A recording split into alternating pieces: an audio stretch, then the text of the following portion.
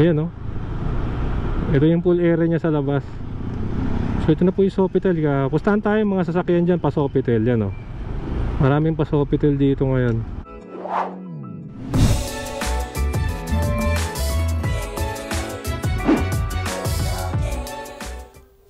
Nito nga lang mga nagdaang linggo ay nabalita sa social media at sa mismong national news na ang pamosong Sofitel Philippine Plaza Hotel sa Metro Manila, particularly dyan sa Manila Bay sa Pasay, ay magsasara na.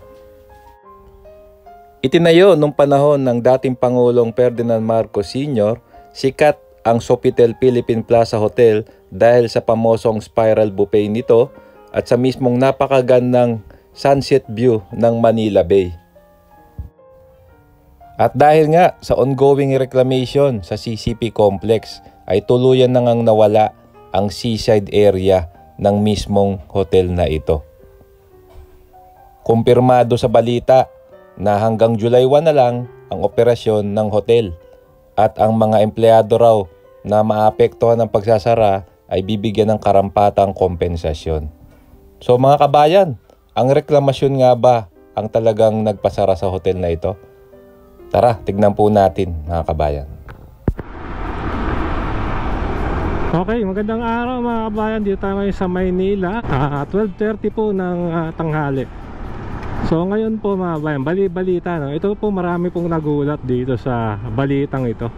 Isa po sa mga iconic, no, na hotel dito sa Metro Manila, particularly dito sa Manila Bay, ay magsasara na, no? Hanggang June katapusan na lang yata. Hindi ako nagkakamali. Ang tinutukoy ko po itong Sofitel Philippine Plaza Hotel. Na sikat din po ito kasi nga sa spiral buffet nito, no? Talaga namang sulit na sulit daw. Kahit 3,000 yata mahigit o hanggang 5,000 yung ang babayad mo, pero sulit lahat kasi parang only yung lobster, ganun. So ngayon ito mga bayan, grabe, no? Parang casualty rin niya daw po ito nung reclamation sa Manila Bay. Anyway mga bay, siyempre kung bago pa lang kayo sa ating channel ay nanya ako kayong mag-like, mag-comment and subscribe, hit your notification bell para updated kayo pag may bago tayong video. So napakainit ngayon mga kabayan. At dito na tayo sa CCP complex. Dito po yan sa likod itong Sofitel. Kung gusto niyo po makita, malapit po siya sa Star City. Dito po siya sa katabi ng Coconut Palace tsaka ng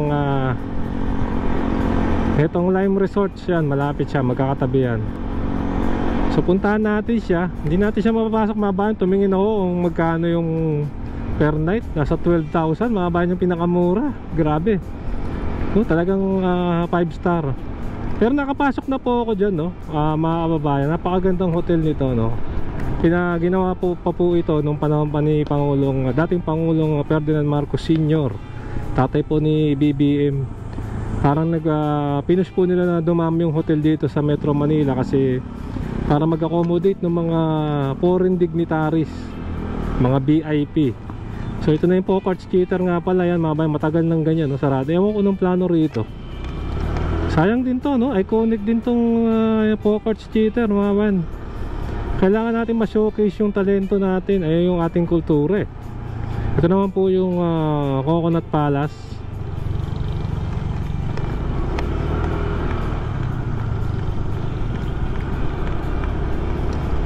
So ayan, kita ko na yung Sofitel. Ito na yung Sofitel mga kababayan. Check nga natin, no, kasi hindi po natin sure kasi wala namang binigay na eksaktong dahilan, no, ba't sila magsasara. Yung kala nga nung iba construction lang daw, i-renovate, pero hindi eh, parang permanent. Kasi nga po natakpan na yung ano nito, yung sea view. Ayan, no, ito yung pool area niya sa labas. So ito na po yung Sofitel. Pustahan tayo mga sasakyan dyan pa Sofitel. Yan, no, maraming pa Sofitel dito ngayon. Mukhang maraming dumadagsa ngayon sa Sofitel, ha.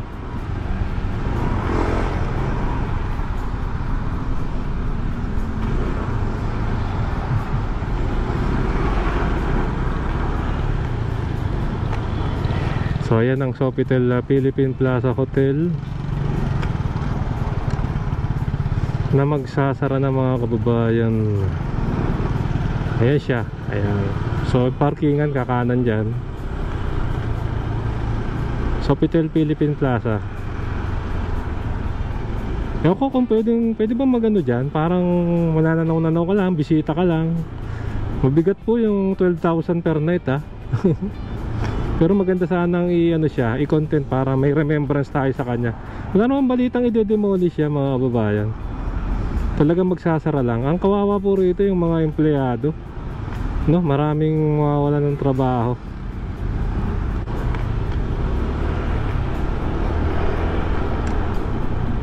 Okay, so tignan natin, pwesto tayo at tignan nga natin yung baka kung yung dahilan daw yung pagtambak ng lupa rito sa reclamation project.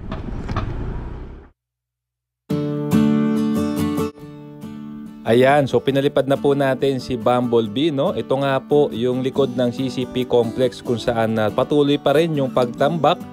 At ito po, no? Ito po yung Lime Resorts Hotel. Nakikita niyo po sa baba ay ang Seascape Village at ayun na po yung gusali ng Sofitel Philippine Plaza Hotel. Ayan, so yung nga po mismong bay niya, no? Yung sea view niya ay natakpan na po ng tambak netong reclamation project. At ito nga po pala ngayon, no, parang pinasok na ng tubig, oh. Ano po ba ito? Ganito talaga siya or talaga namang magiging lupa o dito to? So comment down below na lang sa mga patuloy na sumusubaybay ng reclamation dito sa Manila Bay. So titignan po natin, ayan, meron lang maliit na kanal doon po, so to separate Sofitel, no, yung kanyang dalampasigan dito sa Manila Bay tsaka doon sa reclamation. At ayan na po, napakaganda pa rin ng Sofitel, no? Sayang na sayang lang at magsasara. Pag ako po ay dumadaan sa Sofitel, pansin ko pa rin po marami pong pumapasok, no? Dahil nga siguro dun sa buffet niya. So ito na po, no? Ito po yung view ng itsura na ngayon netong Sofitel. At talaga naman nawala na yung mismong view niya. Talagang tambak na lang ang makikita mo. Dati nga po talaga namang sikat ito dahil nga po, no, sa sunset ng Manila Bay. At yung mga guests ay dyan na po sila nag-i-stay, no, para mag-relax. At ito pa po ang isa pa pong panoramic view natin, no, netong tambak sa mismong Sofitel Philippine Plaza Hotel. Ito nga ba ang dahilan kaya sila magsasara na? So comment down below na lang ng inyo pong mga opinion, mga kabayan.